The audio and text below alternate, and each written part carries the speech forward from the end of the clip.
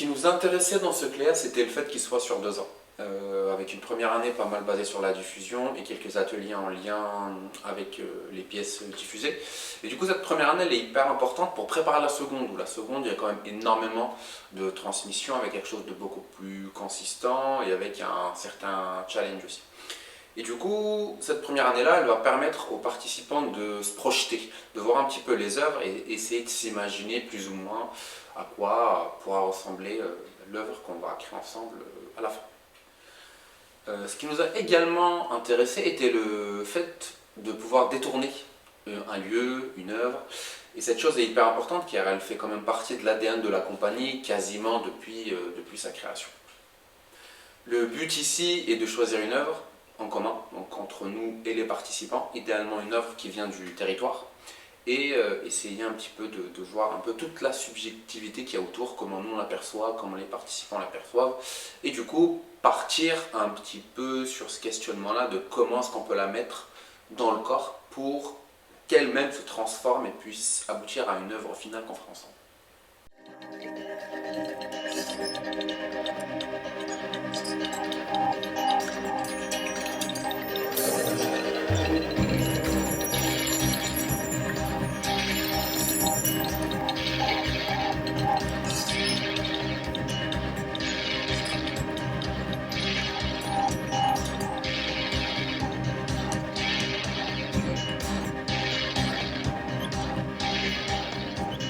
Le processus de création va se passer en différentes étapes. La première étape, ça sera la transmission de matière dansée vraiment brute.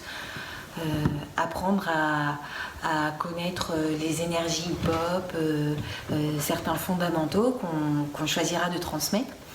Et ça permettra à tout le monde d'avoir un socle commun, histoire qu'on parle tous le même langage.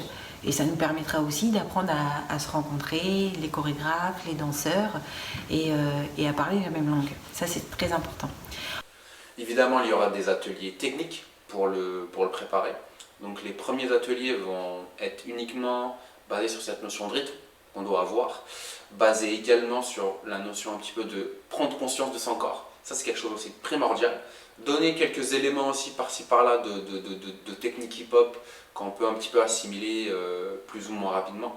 Et ensuite, faire un petit peu des ateliers où il va prendre tout le bagage qu'on lui a donné et essayer de créer par lui-même petit à petit. Et c'est ça qui va un peu lui donner confiance en lui. Voilà, donc ça, c'est quelque chose qui est pour nous important pour pouvoir un petit après créer ensemble.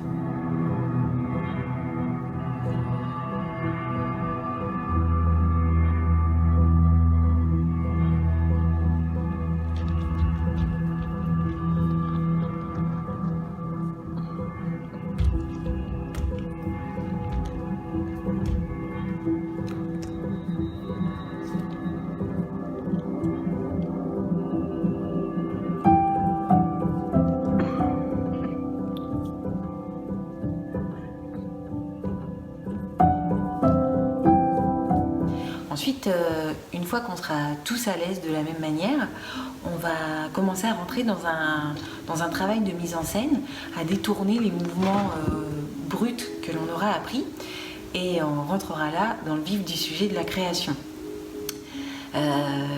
Nous, ce qu'on cherche, c'est pas de rencontrer des techniciens de la danse hip-hop absolument, ou même des techniciens de la danse tout court. Ce qu'on cherche, c'est vraiment de rencontrer des gens qui ont envie.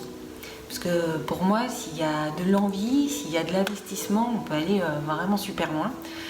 Parce qu'à partir du moment où il y a de l'investissement, il y a de l'exigence, et avec cette exigence-là, il y a un dépassement de soi qui est complètement magique pour les danseurs, pour les chorégraphes, pour tous ceux qui font le projet en fait.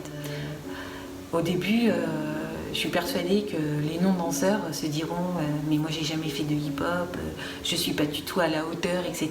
Mais en fait, il s'agit vraiment pas de ça, il s'agit pas d'être à la hauteur, il s'agit d'avoir envie, tout simplement. Et quand on a envie, on apprend à se connaître soi. Quand on se dépasse, on apprend à connaître les autres et on partage des choses qui sont vraiment magiques. C'est des moments d'échange. C'est très important, je trouve.